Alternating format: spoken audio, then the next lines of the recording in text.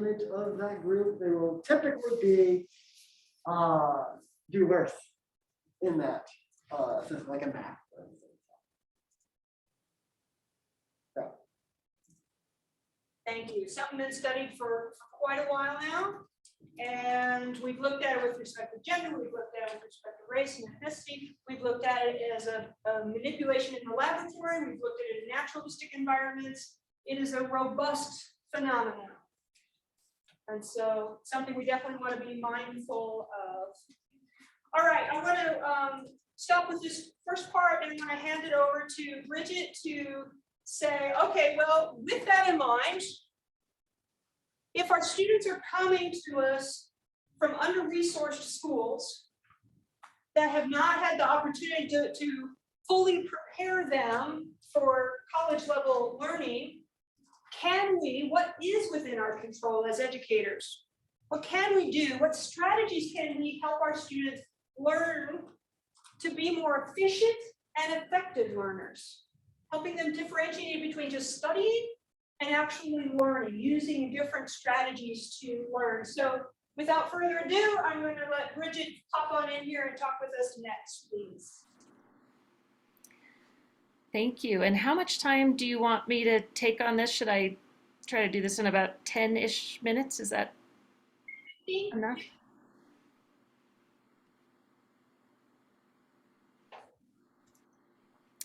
I didn't hear your response. Was that okay? I'll just go through it a little quicker than I was planning.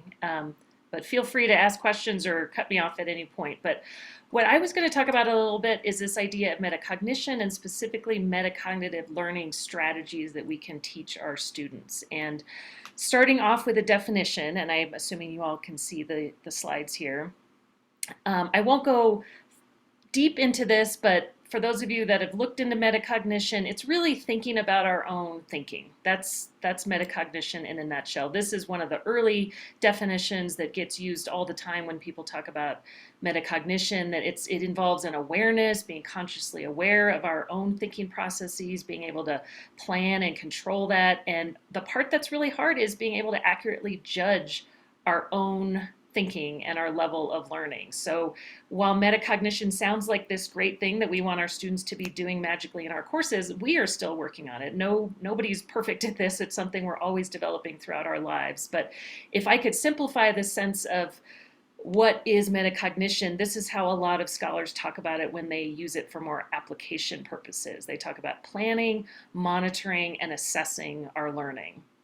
So when you think about applying this to your own courses and helping students be better with their metacognition skills in your courses, you can think about what ways could we even just in very quick bits help them plan for things, help them monitor how they're learning, and then also help them accurately assess their own learning strategies and study strategies, if you will. So a lot of folks will talk about this in terms of the idea of habits of a learner, that these are ongoing skills. The more that our students and us as well, the more that we can implement these and create habits that we just use naturally throughout our lives, the better able we are to be successful as a result of using them well. So again, that's probably, if there's one key takeaway, it might be this idea of plan, monitor, and assess. Where could we squeeze into our classes even just a question, a reflection question, a discussion, or just even modeling for students this ability to plan, monitor, and assess in their own learning. I thought I'd pull a little bit of this is again my reading of the literature, but some assumptions from the literature about metacognition, and specifically as it applies to learning strategies. So again, this is for those of you that may study this more in depth, you'll know that there's a lot of complexity behind this, but certainly there's this sense that students often don't know how to use these metacognitive strategies. So when we say study harder or study for the test, they might not know the best ways to do that, or the more efficient ways to do that. And this gets into what Karen was just talking about, unequal preparation that they've had in their backgrounds. But a lot of the studies out there that have tried to do this have shown positive results, that students can learn these processes. It's not that they're smart or not smart, getting back to the growth mindset, it's just maybe they've had exposure and been using these strategies, or they haven't. So the good news is these are often things that we can teach them. There are developmental processes that go behind them. So again, it's, once you dig into it, it's almost a little frustrating because it's very complex and it's not so easy as students walk in our doors not knowing how to do this, and we do some magic intervention, and then they're these amazing metacognitive learners. They're always on a journey. They're always at different points, so they need different things at different times. But spending just even a little bit of time teaching them these kinds of skills can be shown to be pretty valuable. Some of the things here, which I'll get into in just a second, just explaining and articulating what we're doing in our classes and why, and what they're expected to do and why, and modeling that for them, scaffolding the learning, the skills, the knowledge that we're asking them to do. And like I was mentioning, just even short prompts and feedback and questioning. Sometimes I know we can hardly ever add more things to our courses, but just even adding in a question here and there as we present a project or an assignment, or as we hand back their tests or their quizzes or their papers, whatever it might be, just taking a few minutes at those key points to help them plan, monitor, and assess can be a quick, easy way to add that to our classes. And that last point I really wanted to bring up because, again, there's no like overall big finding from the literature, but I have seen this over and over that a lot of these skills are taught best in disciplinary context. So a lot of times we'll have the kind of study skills class that students take, which is very abstract, and then they get to our content classes and there's a disconnect there. And it's often best when students are learning how to do this as they're learning the material and developing their skills. So if there are ways that we can weave these into all courses in some small ways, that can often be better than having students take a very separate study skills class, if you will. And let me go through some of these quickly. Some of you took a course with us called Teach Students How to Learn, which was authored by a woman, Sandra McGuire, who is a chemistry professor from LSU, or she's retired now.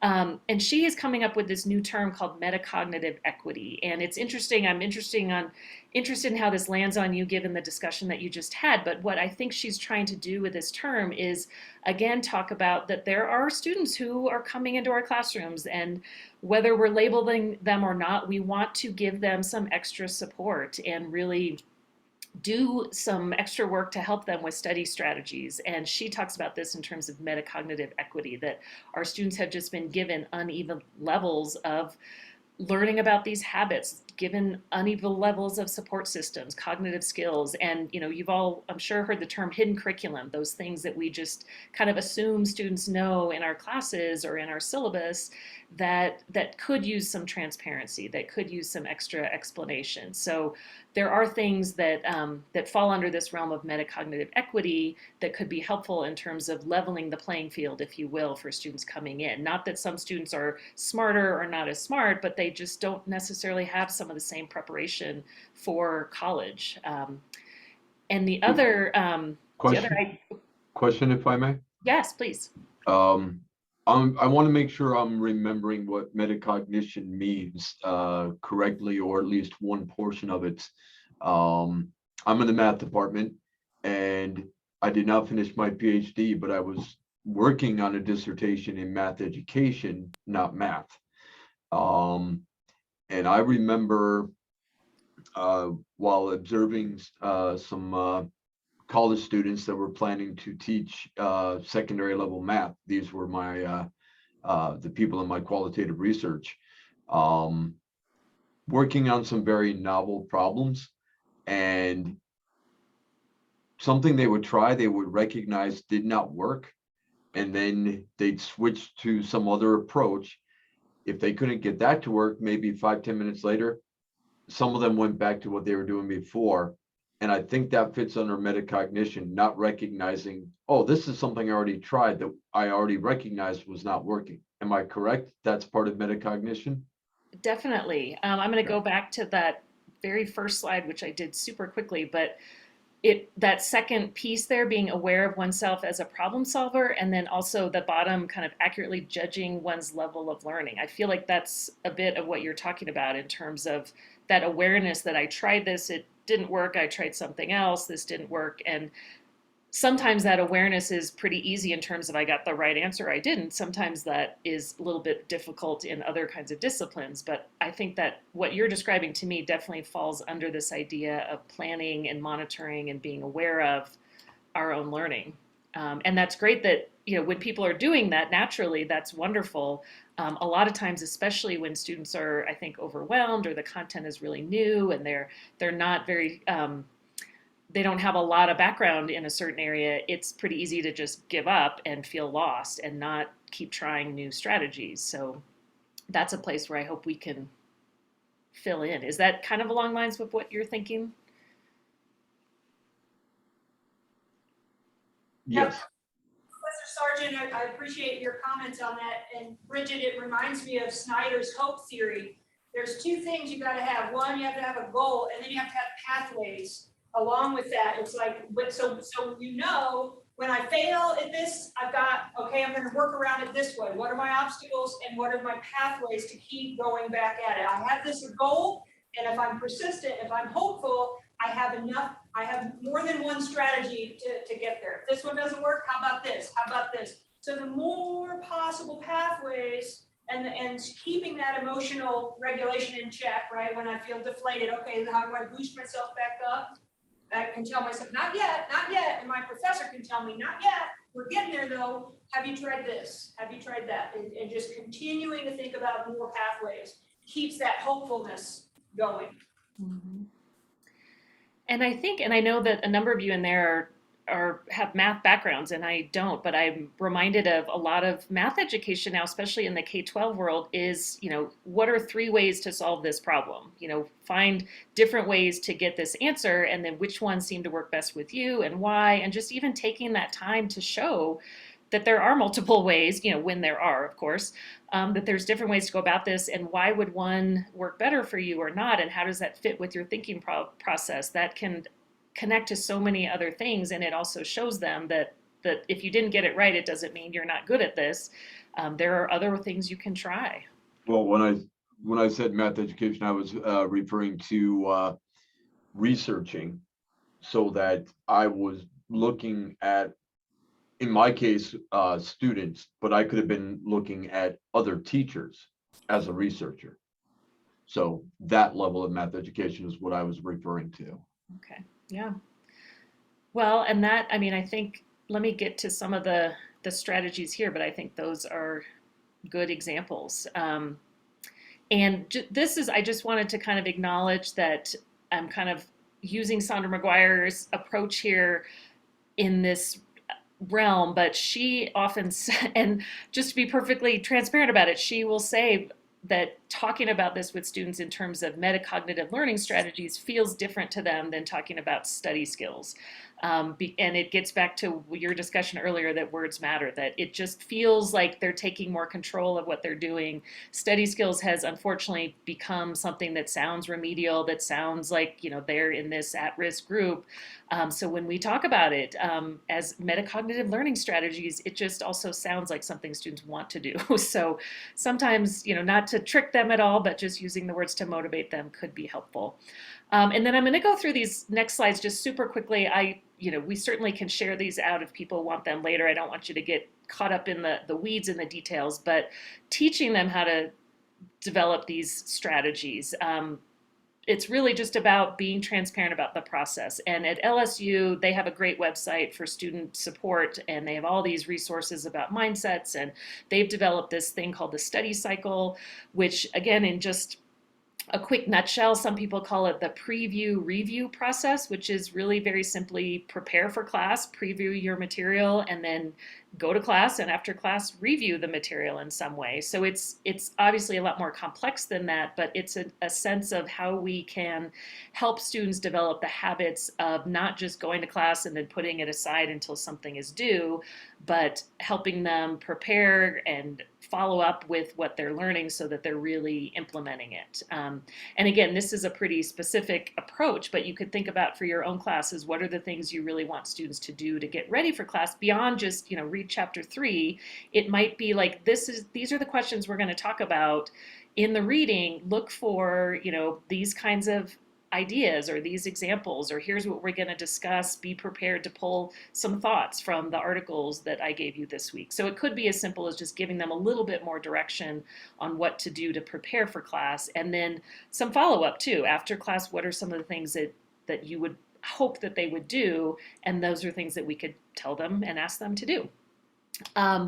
This also, this isn't the best visual here, but there are some great resources out there about what study strategies work and which ones don't. So I've got a tiny little screen here. I think if I can switch over, sorry, let me just move this out of the way.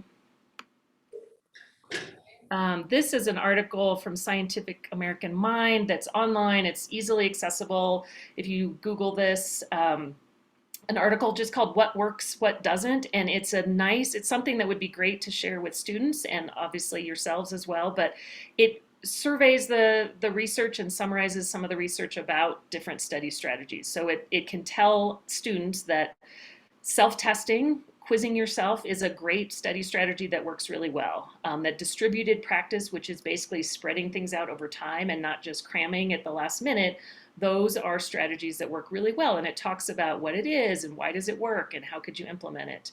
It shares some of the strategies that show promise, but aren't just magically effective by themselves. Things like elaborative interrogation, which is really just asking why. Why do I know this? Why is this true? Why is this occurring? Similarly, the self-explanation is more of how do I know?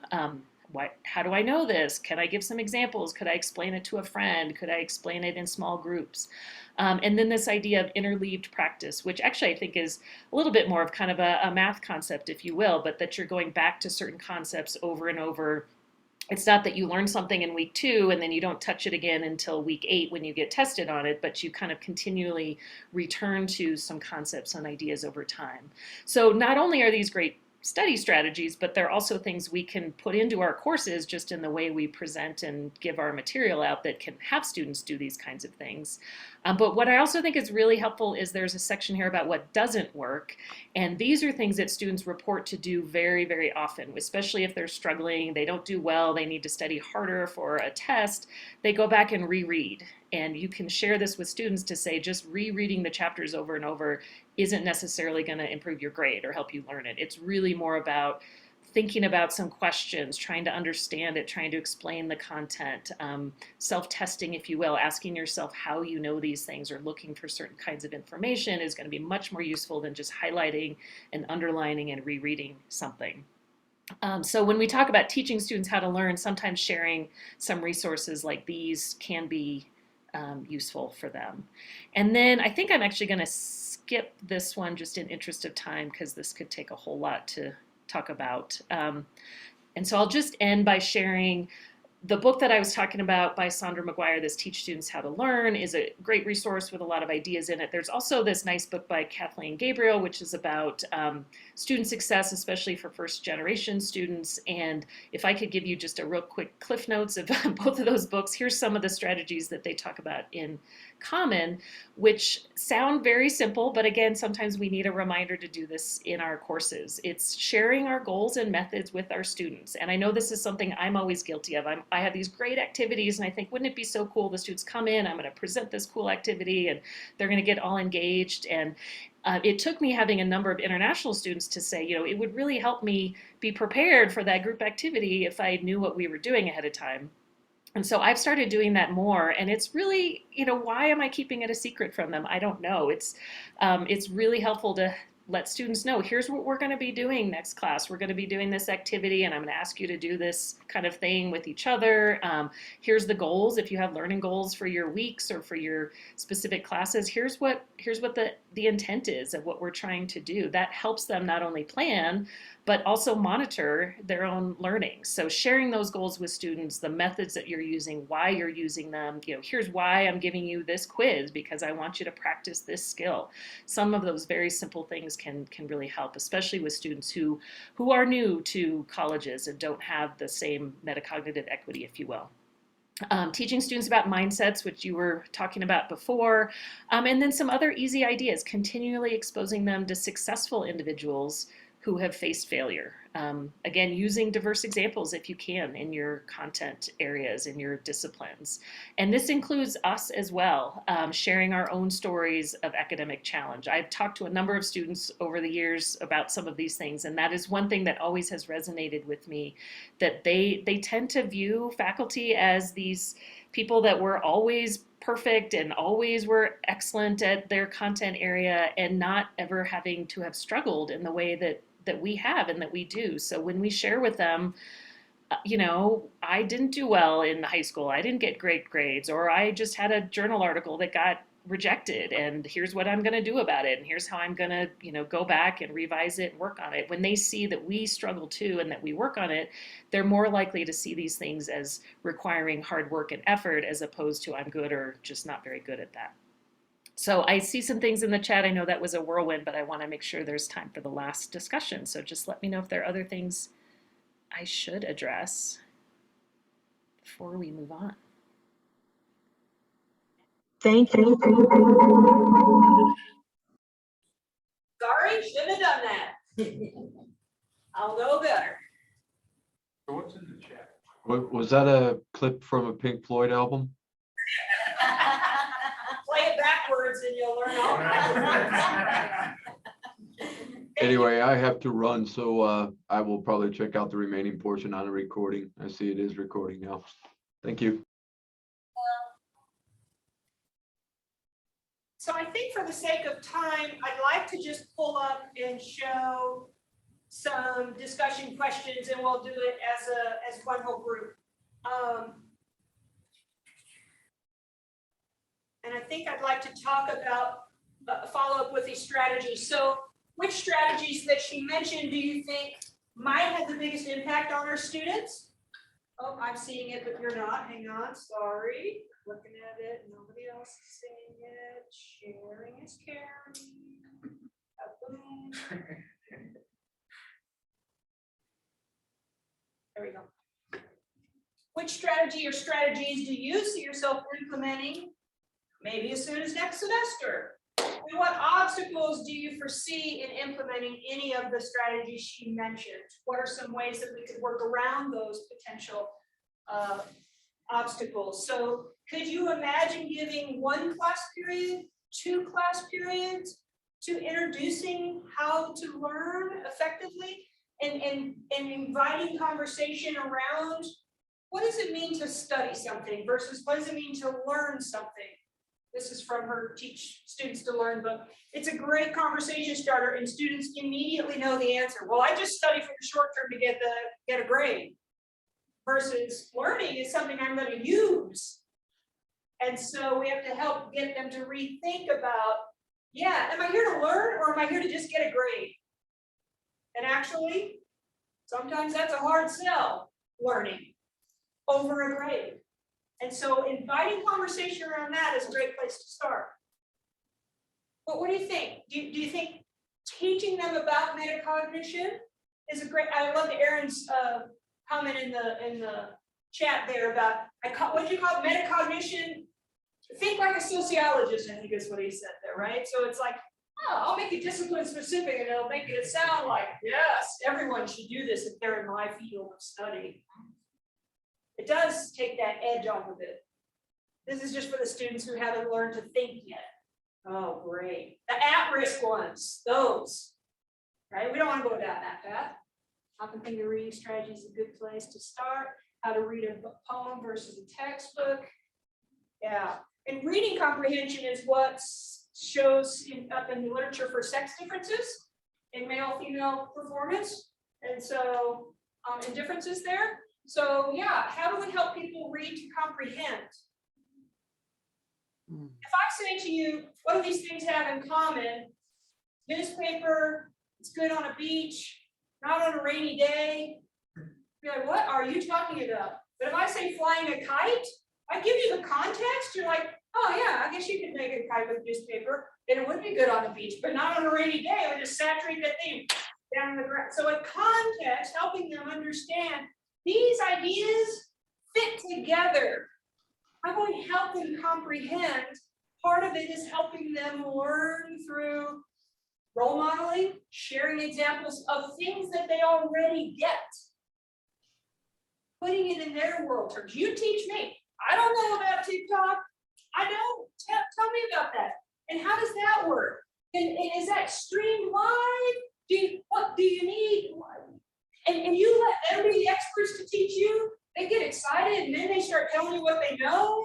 And you're like, oh, what strategies did you just use? How did you know that, right? And so we can flip that classroom on them. What other strategies? What do you think? What the things that you mentioned? Anything you've already been trying, and how's that been going? I just did one in my class that went really well with Jigsaw. So I took them and they have their comfort people that they sit next to, but they also have different learning people that are in the room, right? So I numbered them off. They got into these groups and I gave them 4 articles like we got here. And then they had to study the articles in their group as experts. And then they had to divide out with their numbers to different groups and teach that article. And one of the things that came back from this discussion, it was on mindfulness practices, actually, about different kind of articles used, is they felt that they learned so much more of the content by becoming the expert, and they were pressured to learn because they were with their peers, right? And then they had to go to a different group and teach it. So that could be used in any kind of course, and giving the students the empowerment to teach each other helps you have a little bit of stepping back. So it's something I'd already covered, but now we get the articles, they shared together, and they went out and shared with different groups. And so they actually had to practice it now several different times in different contexts. So the feedback from them was that that was one of the best ways they felt of learning something, to do that. Yeah, they're action oriented, right? Teaching it, and that helps them know what they understood or didn't quite get yet. That comprehension, you as the instructor can listen and like, oh, well, are we sure it was this way? Maybe this was another way to right? And so we can kind of correct it as we go, but giving them that chance to teach others, absolutely. I use that a lot. Yeah. I hear about that opportunity a lot in like more like reading-based classes, but how do you all feel like for biology and chemistry? Can you do that like in a practice-based context with like actual problems or working through step by step? I think so. We do that, yeah, and where they work on problems and I'll go and share that work. Is it effective? I wouldn't say it's effective. Really depends on if they actually It really comprehend it depends well on- enough to Yeah, talk to others, right? yeah. I was just curious about it. If you guys have done that. Is it time efficient? Not at all. Not at all. Is it effective in helping you know what they've yet to understand? So as an assessment, Could it be if I had more time? Yeah. Oh yeah. I think it definitely could be. I think, so the nice thing about most of our classes is that we have a lab, right? So that's where I can get smaller, longer. It's a little bit easier to evaluate now depth of knowledge in a lab setting than it is in a classroom setting. sure. Because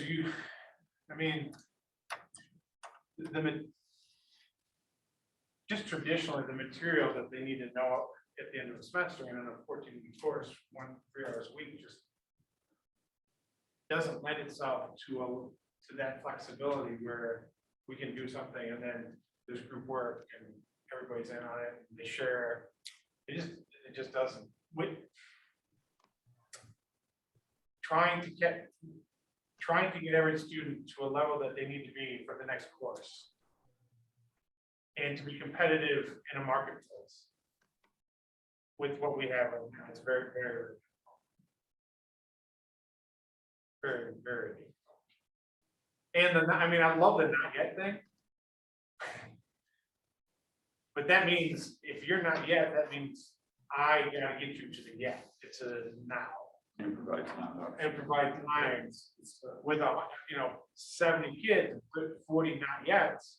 That means I gotta, those 30 kids, I gotta push forward along back and pushing these, without any TA, teaching assistants, without any of that crap. It's all on faculty.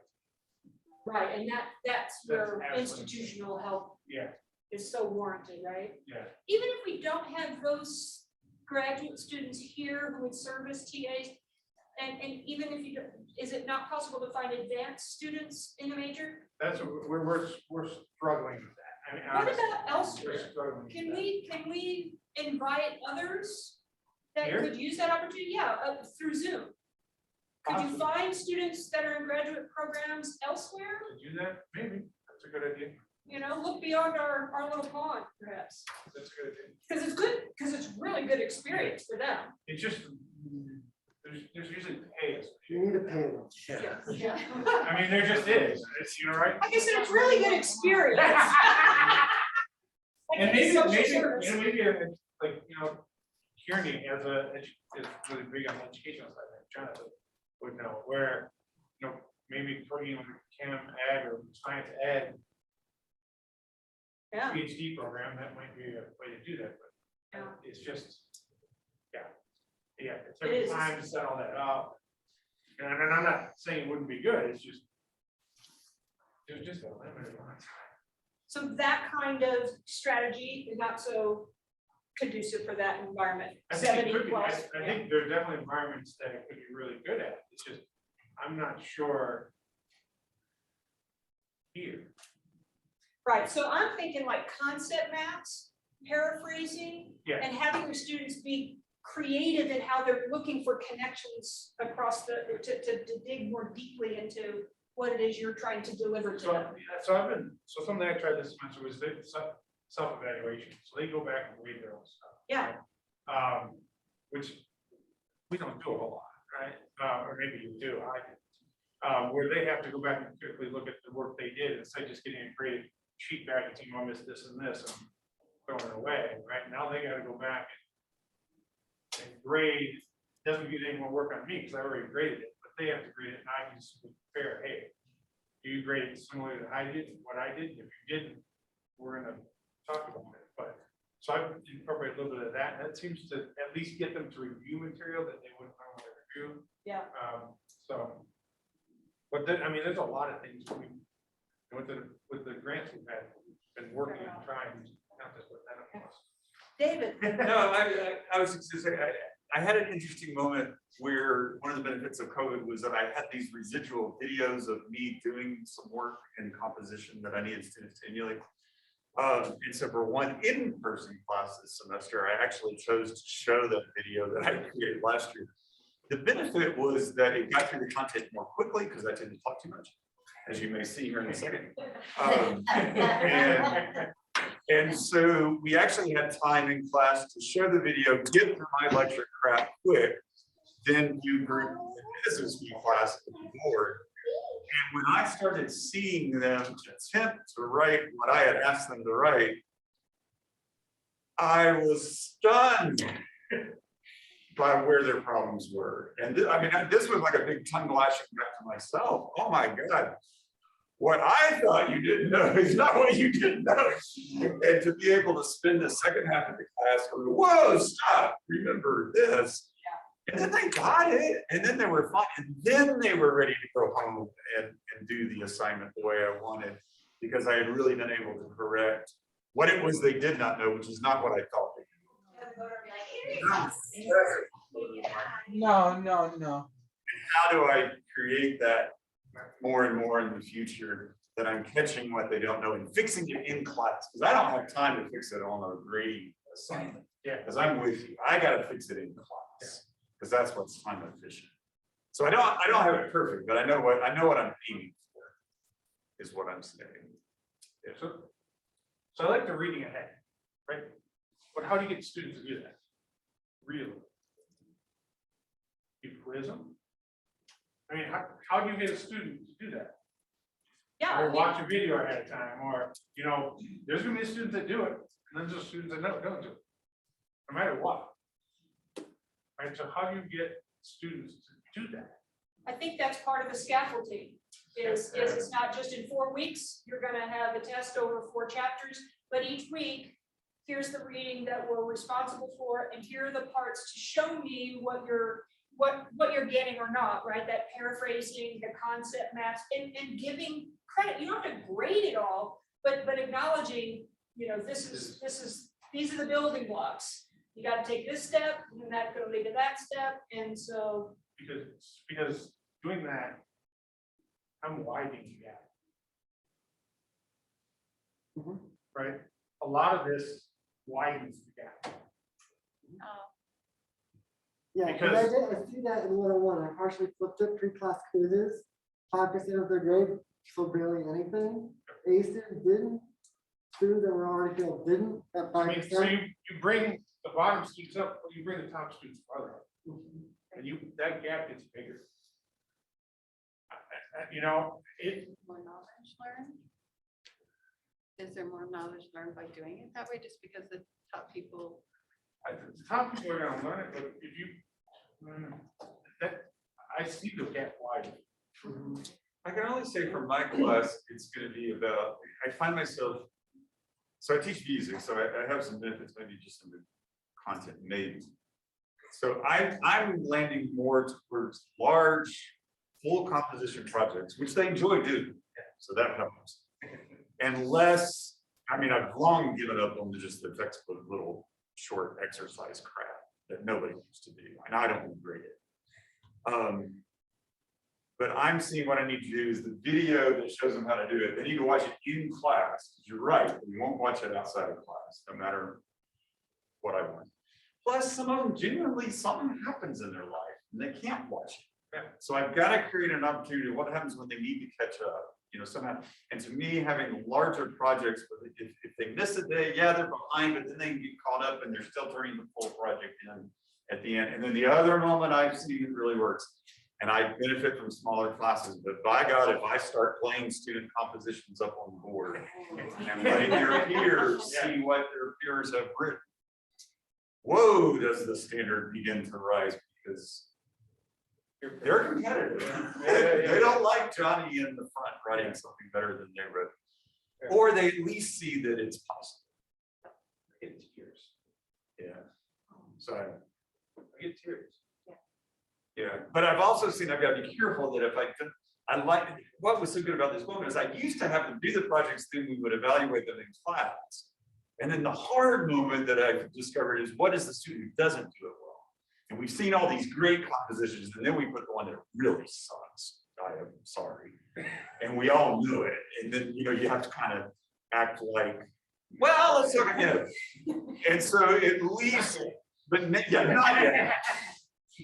in all caps. Yeah. But what I'm beginning to discover, if we can do some group work together and I can catch what it is they're messing up and try to fix it, and then send them off to do their projects that maybe, hopefully, that by the time we're starting to then put them up, so we've gotten ahead of some of those mistakes. You started day one with this project at the end of that this culminating project, like. Yeah, and I'm not perfect. I haven't got it nailed yet, but No. but that's what I've always been aiming for. I mean, I have my version of that right now. I know where all the problems are with what I'm doing, but I think it's a lot of, I mean, I'm really kind of revamping everything. I mean, it's a lot of in-class work and very calculated steps. I mean, you do its piece.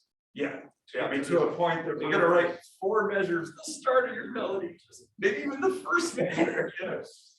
And you don't get to use 16th notes. I'm sorry, we're not, you know, very calculated and you know,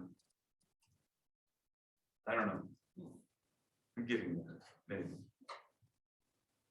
I think as we wrap up, the idea of helping our students take a sense of responsibility for their learning, that trying to promote that agency of, you need to quiz yourself before I do that, because that's really going to help you know what you need to spend more time studying on and what you've already got figured out. And I love that do's and don'ts. Thank you, Bridget, for sharing that read and helping give that to your students and say, all right, where do you notice yourself? Which resonates for you? Because that rereading and highlighting is so popular, right? And not effective. And so helping someone to see, let's try it a different way. And maybe you can experiment in your classes. When you have 70 students, you can absolutely randomly assign them to different conditions. And you're creating a concept map this week with the assignment. You're creating paraphrasing you're gonna do what you always do, which is, I don't know, but you're my control group, right? And then you have them come in and all right, let's do a little mock quiz. How did we do? Which one worked the best? Do we have differences amongst our groups? If we do, which one worked the best? Tell us about that. What did you do, right? And let them show you and show each other what's working for us and what's not. I only cried twice when I was doing that assignment, as opposed to normally it's every 15 minutes. It's every paragraph, harm reduction. Being creative and exploratory and experimenting might be a way to get that curiosity of, what would be the best ways for me to learn it? Because you're telling me that doesn't work and I've always done that, right? So, maybe we make it a friendly competition of trying different things. I think that approaching them and getting them to understand how the learning side of things, we don't do very well. It could be a 10-point quiz, right? And not that it's for a grade, but to show they got 70%, they got 40%, they got 80%. Well, hey, what was that? Right? This is 15 years, right? And 15 years ago was different, right? Students came in having a better understanding of themselves, I think, or their learning. And now it's just, I have a high school senior, wait till next year. Yes, it's not gonna get better. Well, I know. Let me tell you what's coming. I know it's coming. My virtual world, thank you very much. Bridget, thank you very much for sharing. I hope your finals goes well, everybody. Finals go well. Take good care. We'll see you next semester. We're gonna have the presentation for conversation opportunities. Yes, I just. Yeah. grabbed it. So, if you want to grab one of those books. I just did. Oh, okay, because I have a bunch of copies Oh, do already. you? Yeah. Cancel it. Cancel that. I've You got have copies in the CTO office. Okay. Hey, thanks, Karen. Thank you. Thank you. Oh, Yeah. I have to run, I got one dog in here.